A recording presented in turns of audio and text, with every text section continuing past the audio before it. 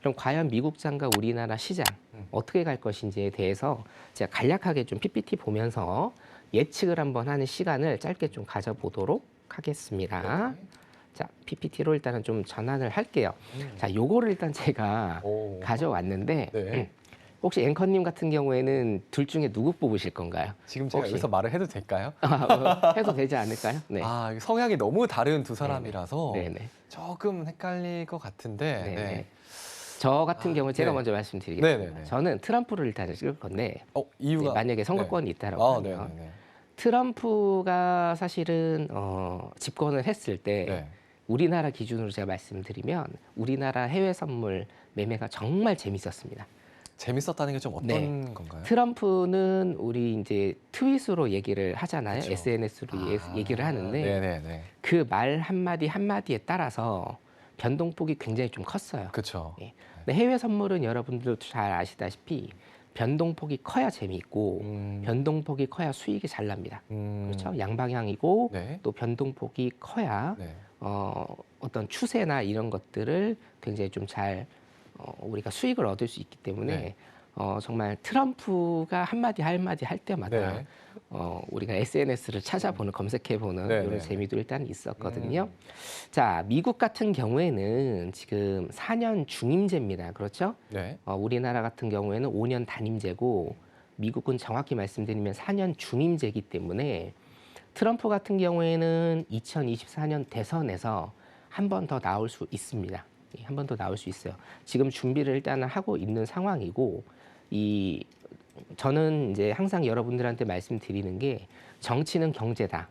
그리고 경제는 정치다라는 얘기를 계속적으로 말씀을 드립니다. 네. 이 두 가지는 사실은 우리가 이분법적으로 생각을 할 수 없고 하여튼 버무려서 생각을 무조건 해야 되거든요.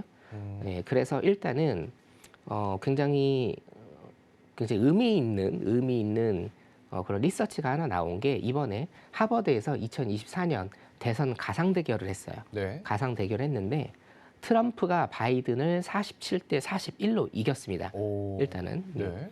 자, 요거는 두 가지 의미입니다. 첫 번째는 트럼프가 졌다 하더라도 40% 이상의 득표를 했습니다. 그렇기 때문에 바꿔서 얘기하면 5%에서 10% 정도 굉장히 크게 보면 10% 정도의 지지율만 더 갖고 있어도 2024년에 대선에서 트럼프가 이길 가능성이 크다라는 거죠. 자, 두 번째는 뭐냐면 이게 사실은 오늘 핵심인데 네. 바이든이 41% 정도 나오고요. 실제로 지금 미국에서 리서치 나오는 것들이 바이든의 지지율이 한 40% 정도입니다. 40%. 이게 굉장히 심각한 지지율인데 네. 우리나라 같은 경우에 지금 굉장히 높죠. 그런데 미국은 굉장히 낮은 수준. 지금 같은 경우에는 바이든이 70, 최소한 65% 정도 나와야 되고 70% 정도 나와야 네. 그나마 노멀한 이런 지금 현상인데 네. 40%가 나왔다라는 것은 바이든이 지금 얼마나 인기가 없는지를 나타내주는 겁니다. 자, 여기에서 트럼프냐 바이든이냐 조금 먼 얘기일 수도 있다라고 생각을 하시는데 네. 절대 그렇지 않아요. 핵심은 뭐냐면 미국 같은 경우에는 집권 2년 후에 네. 2년 차죠. 일단 2년 차에 중간 선거가 있고 중간 선거가 올해 11월에 있습니다. 네. 11월에 있기 때문에 중간 선거를 일단은 동일하게 끌고 가거나 아니면 바이든이 민주당이잖아요. 민주당이 이기는 모습을 보여줘야 재집권의 가능성이 높아집니다. 그러니까 미국의 중간 선거의 이런 특징이라고 볼 수가 있고, 네. 자, 이 중간 선거가 11월에 있는데 지금 4월입니다. 7개월밖에 안 남았거든요. 7개월밖에 안 남은 이 상황에서 지지율이 40%밖에 안 나온다라는 거죠. 네. 굉장히 심각한 상황이다. 바이든은 정말. 네. 예. 그렇기 때문에 차후에 제가 말씀드릴 비축류 푸는 문제 그리고 인플레이션을 잡는다라는 문제, 인플레이션을 잡기 위해서 어떤 정책을 써야 되느냐. 네. 거기에 제가 아까 서두에 말씀드린 유럽에 대한 에너지 자원에 대한 포지션 늘려가는 것들 등등등등 사실상 경제의 문제지만 네. 이건 또 정치의 문제다라고 해서 제가 말씀을 일단은 드리고 있습니다. 자, 4년 중임제이기 때문에 트럼프가 다시 재집권할 수 있다. 이것은 또 하나의 이슈가 미중 분쟁, 미중 패권 분쟁으로 넘어갈 수도 있고, 네. 자 거기에 끼인 게 우리나라입니다. 그죠? 끼인 게 우리나라이기 때문에 자 여러분 생각을 해보세요. 트럼프가 2016년 1월부터 집권을 해서 미국 경제가요 괜찮았습니다. 괜찮았는데 네. 표면적으로는 괜찮았는데 문제는 뭐였냐면 코로나입니다. 예, 코로나 때문에 사실은 한 번에 간 이런 케이스라고 일단은 볼 수가 있거든요. 네. 자 그래서 그렇다라고 하면 미국 중간 선거가 지금 11월입니다. 우리나라 경제나 아니면 미국의 증시에 어떤 영향을 끼치게 되는지 네. 제가 지금 설명을 일단 드리도록 하겠습니다. 네. 자, 미국 중간 선거와 증시라는 타이틀인데요. 쭉 보시면 자, 집권을 하고 네. 기준이 지금 2년 차입니다. 기준이 지금 2년 차고요. 네. 집권을 한 당해 그리고 2년 차 그리고 3년 차입니다. 3년 차, 4년 차입니다. 4년 차요.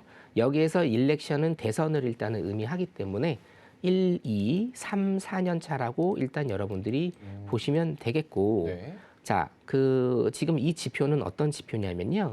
미국의 다우존스 지수에 관한 수익률 사이클이라고 일단은 보시면 되겠습니다. 네. 자, 1948년부터 일단은 보도록 하죠. 1900년도는 굉장히 조금 한 100년 이상 된 네. 얘기이기 때문에 네. 보시면 자, 1년 차에는 12.9%, 2년 차에는 6.2%, 3년 차에는 16.7%, 4년 차에는 7.3%가 일단 이렇게 나오고 있죠. 네. 자, 2년 차에 다우존스 지수의 수익률이 굉장히 낮다라고 일단 이렇게 보시면 될 것 같습니다. 자, 그러면 중요한 게 있죠. 중요한 게 여기 뭐 1900년도를 봐도 1900년도에는 훨씬 더 낮고요. 자, 그러면 중요한 게 뭐냐면 여러분 올해라는 겁니다. 올해 미국 대선이 있고 미국의 시장이 어떠느냐에 따라서 우리나라 시장에도 영향을 미칠 것이다. 네. 그리고 미국의 중간 선거가 어떻게 끝나느냐에 따라서 누가 되느냐에 따라서 그죠? 어떻게 끝나느냐에 따라서 미국과 중국과 우리나라의 관계가 굉장히 심각하게 분위기가 이상하게 얽힐 수도 있다라는 것을 여러분들이 일단 좀 인지를 해두시면 될 것 같고요. 네. 자, 2년 차에 굉장히 다우존스 지수가 수익률이 굉장히 낮은 이런 모습을 보이고 있다라는 겁니다. 자, 다음 페이지를 일단은 보도록 하겠습니다. 자, 이거 같은 경우에는 예상치입니다. 2022년, 네. 2022년에서 24년입니다. 선거와 선거 다음 해의 증시 사이클을 일단은 보여주는 이런 차트라고 보실 수 있고요. 네. 이거 같은 경우에가 지금 올해입니다. 올해. 네. 지금 조금 작아서 안 보이실 수도 있는데 제가 읽어드리면 두 번째 집권 해라고 이렇게 돼 있고요. 네. 세 번째 집권 해 그리고 네 번째 이게 일렉션입니다. 네. 네 번째 집권 대선입니다. 네. 대선을 일단 보시면 아까 첫 번째랑 일단은 상기를 좀 해보시면 됩니다. 수익률이 2년 차에는 굉장히 낮죠. 그리고 3년 차에는 기울기를 그냥 평균적으로 이렇게 해보죠. 3년 차에는 어떻습니까? 3년 차에는 급격하게 수익률이 올라가는 구조. 그 다음에 4년 차 같은 경우에는 수익률이 낮지만 완만한 구조를 띠고 있고요. 자, 이것은 이제 4년 차기 때문에 이 다음 차트는 수익률이 굉장히 급격히 올라갑니다. 이건 1년 차입니다. 그래서 2, 3, 4, 1 이렇게 일단은 보시면 됩니다. 이것을 기울기로 일단은 나타낸 표인데요. 밑에 보시면 2년 차에는 수익률이 급감하고 3년 차에는 수익률이 급등을 하고 4년 차 대선에서는 기울기가 낮지만 수익률이 올라가는 모습을 일단은 보이고 있죠. 자, 그러면 이게 왜 이런 현상이 벌어지는가가 일단은 중요하겠죠. 네. 자, 이거는 굉장히 좀 간단하게 제가 설명을 드리겠습니다. 어떤 대선 후보, 우리나라도 마찬가지인데 네.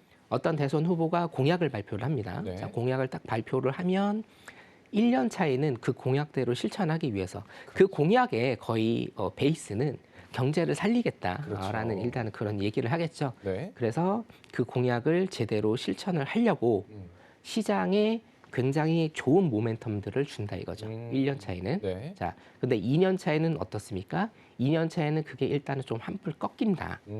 그리고 3년 차는 그 공약의 실천에 대한 네. 중간 선거가 있기 때문에 그렇죠? 중간 선거가 여기에 있기 때문에 그 공약을 실천하려 애쓴다.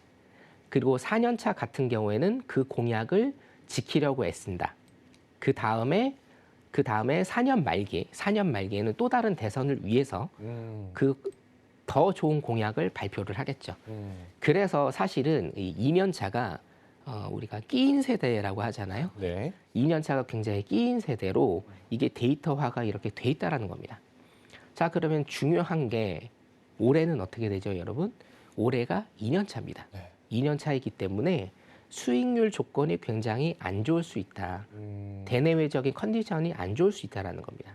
자, 다음 차트 한번 다시 볼게요. 자, 다음 차트는 뭐냐면, 자, 그러면 우리가 자, 2년 차입니다. 2년 차에 죄송합니다. 자, 2년 차에 굉장히 수익률 곡선이 안 좋아지는데, 네. 자, 우리가 달별로 일단은 나눈다라고 했을 때, 네. 월별로 나눈다라고 했을 때, 네. 언제 수익률이 좋고 언제 수익률이 낮아질 수가 있느냐라는 거죠. 그 차트가 이 차트입니다. 네. 자, 여기 보시면 제가 이제 요거를 조금 작으니까 말씀을 드릴게요. 4월입니다. 4월. 네. 자, 4월에 정점을 일단은 찍고, 네. 물론 예측치입니다만, 네. 4월에 정점을 찍고, 여기 보면 이제 악토버라고 돼 있네요. 10월입니다. 10월까지 쭉 내려가는 네. 이런 모습을 보이다가, 네. 자, 11월에 중간 선거가 있죠. 네. 이때 새로운 공약들이 발표가 돼서 다시 수익률 곡선이 급등을 하는 이런 모습을 띠게 된다라는 일단은 예측치죠. 굉장히 좀 재밌는 예측치입니다. 우리나라에서는 사실은 볼 수 없는 이런 예측치라고 설명을 드릴 수가 있습니다. 중간 선거라는 게 꼭 껴있기 때문에. 네. 자, 그렇다라고 하면 여러분들 지금 4월입니다.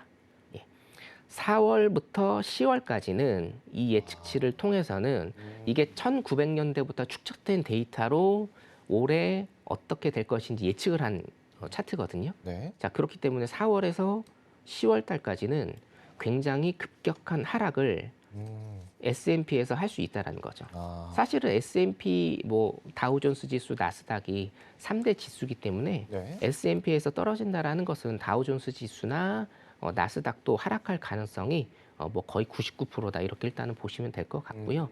자, 이런 사이클이 지금 4월 초에 일단은 발표가 됐거든요. 리서치로 굉장히 뜨끈뜨끈한 자료를 제가 가져왔고 네. 4월부터 10월까지 일단 이렇게 만약에 하락을 한다라고 하면 네. 자, 중요한 건 이겁니다. 우리는 해외 선물을 하는 사람들이기 때문에 네. 상관없다라는 거죠. 왜냐? 매도 포지션으로 여러분들 잡으시면 됩니다. 예, 그렇기 때문에 너무 떨지는 마시고 혹시나 주식 갖고 계신 같이 하시는 분들은 분들 계시니까. 네네네 네. 주식 갖고 계신 분들은 일단 요거를 참고를 하셔서 제가 항상 주식 하시는 분들한테 말씀드리는 게 있어요. 주식에는 내재적 가치와 외재적 가치가 일단 있다라고 봤을 때 네. 자, 이런 게 외재적 가치죠. 어쩔 수 없는 것들. 네. 내 힘으로, 기업의 힘으로 어쩔 수 없는 것들, 이런 외재적 가치.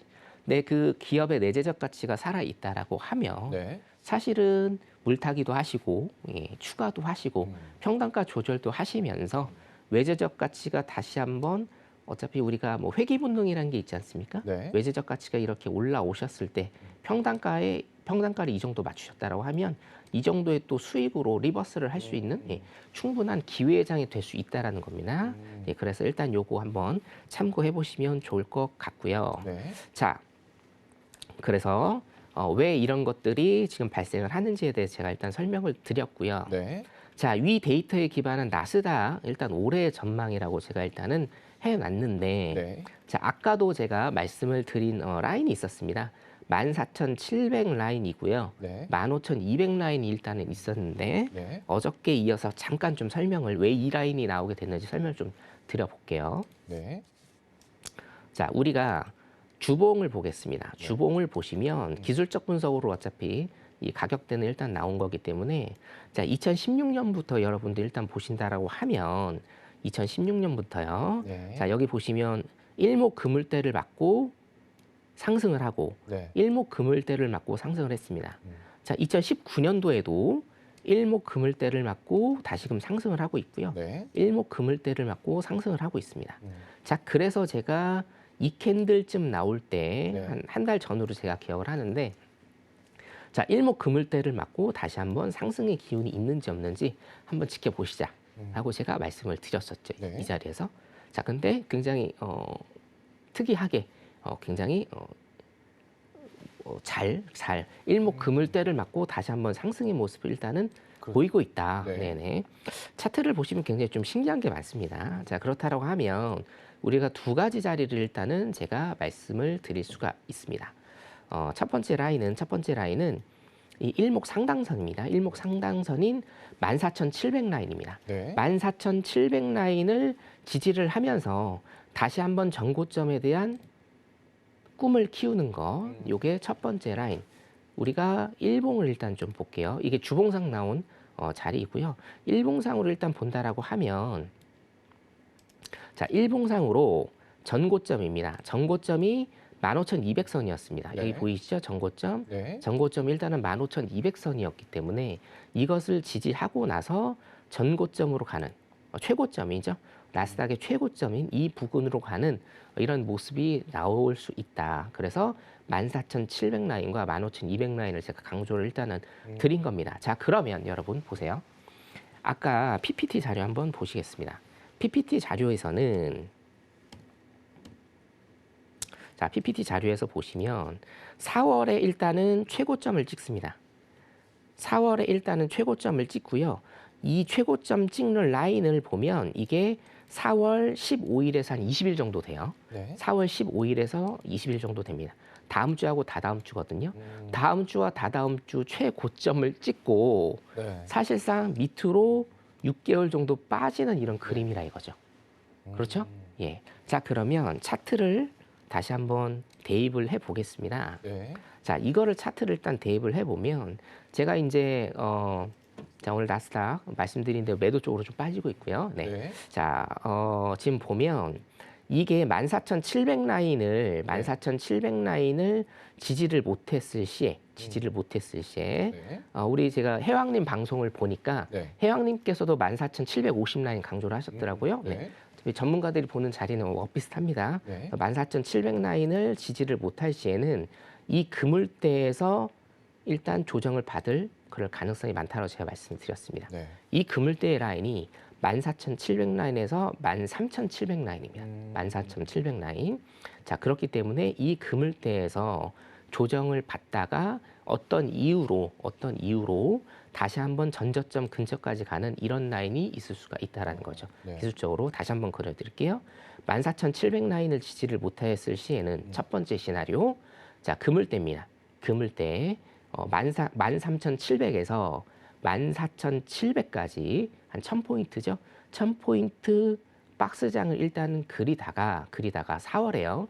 4월에 그리다가 10월까지 전저점입니다. 13,000을 깨는 이런 모습이 나올 수 있다라는 거죠. 지금 그 전에 보여드렸던 네. 그 추정치 차트를 제가 대입을 한 겁니다. 네. 자, 따라서 여러분들은 뭐 이게 사실은 해외 선물하시는 분들은 추정치 차트가 맞든 안 맞든 솔직히 상관은 없는데 매도 포지션 잡으시면 되니까 네. 주식 가지신 분들 그리고 큰 그림 보시는 분들한테는 굉장히 유용할 수 있다라는 겁니다. 그래서 14,700 라인입니다. 14,700 라인을 지지를 하는지 안 하는지 굉장히 눈여겨 보셔야 된다라고 제가 일단은 말씀을 드리겠습니다. 네. 네. 나스닥 일단은 좀 여기까지 하고요. 네. 자, 그러면은 시간이 좀 된다라고 하면 네. 패권 전쟁을 일단은 좀 할까요? 예. 그래서 그 패권 전쟁 하나만 좀 설명을 드릴게요. 네. 자, 우리 이제 트럼프가 만약에 된다라고 물론 이제 먼 얘기라고 생각하실 수도 시나리오. 있는데 예. 네. 어차피 2년이라는 시간은 굉장히 금방 갑니다. 네. 그렇죠? 예. 네. 2년이라는 시간은 굉장히 금방 가기 때문에 트럼프가 만약에 된다라고 하면 트럼프의 기조는 한 단어였죠. 아메리칸 버스트. 그죠? 모든 게 미국 우선, 미국의 기업 우선, 미국인들의 우선이었습니다. 네. 자, 그렇기 때문에 만약에 중간 선거가 어떤 그런 기류를 보인다라고 하면 네. 자, 우리나라가 중국에 대한 수출이 일단은 25%가 지금 넘고 있어요. 그리고 중간재도 굉장히 많은 상황에서 네. 미중 패권 전쟁이 다시 한번 일단은 발현될 이런 가능성이 있다라고 하면 트럼프가 앞장을 서겠죠. 그렇죠. 자, 그렇게 되면 중국과의 사이가 더 벌어질 것이고 지금도 지금 관세 문제가 굉장히 많이 대두가 되고 있죠. 계속적으로 관세 문제가 대두가 되고 있는데 트럼프가 만약에 또 집권을 한다라고 하면 네. 관세는 더 높아질 것이고 그럼 미국과 중국과의 교역이 조금 어긋난다라고 하면 네. 중국을 통해서 미국으로 교역한 우리나라, 중국, 미국의 이런 사슬이 엮여져 있지 않습니까? 그러면 이 사슬이 끊어지면 우리나라도 굉장히 많이 타격을 입을 수 있는 이런 상황이다. 네. 그렇기 때문에 아직 7개월이 남았지만 바이든의 지지율이 너무나 심각한 상황입니다. 네. 사실은 심각한 상황입니다. 이게 지지율이 오르지 않는다라고 걱정할 그런 단계를 지나서 네. 정말 심각한 상황이기 때문에 여러분들도 제가 차트 몇 가지 이제 보여드렸잖아요. 네. 아마 미국 대선 그리고 바이든 지지율이나 이런 거에 대해서도 조금 생각을 하시고 관심을 두시는 이런 한 해가 되셨으면 좋겠고 QR 코드 보이시죠? QR 코드로 들어오시면 네. 제 방으로 들어오시면 이런 것들을 뭐 매일매일 여러분들께 말씀을 드리니까 같이 공부하셨으면 좋겠습니다. 네, 미국장 여기까지 보겠습니다. 네.